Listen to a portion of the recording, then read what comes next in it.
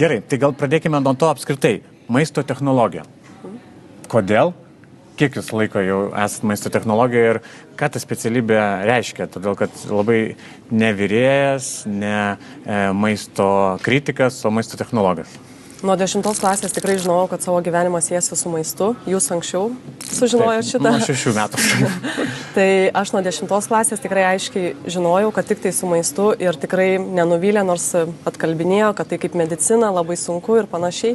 Bet ir įstojau į Kauno technologijos universitetą, maisto technologiją baigiau ir bestudijuodama jau pradėjau dirbti mėsos pramonėje. Tai vat būtent mes šiandien daugiau ir tą sektorių paliesime.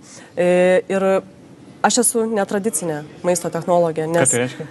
Tai reiškia tai, kad aš atidirbus mėsos pramonėje iš vienos įmonės jau į kitą, į trečią įmonę ir supratau, kad ta rinka yra ne visiškai su mano vertybėmis sutampanti.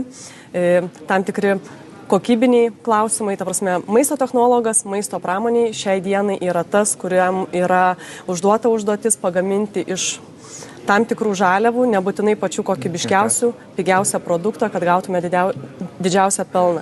Ir iš esmės palikau tą maisto pramonės tiesioginį sektorių, tiesioginį sąlytį su maistu, nes aš suvokiu, kad maistas daro įtaką žmonių sveikatai. Ir manau, kad sveikatos specialistai ir maisto technologai turi susijungti ir kurti žmonėms sveikatai palankų maistą.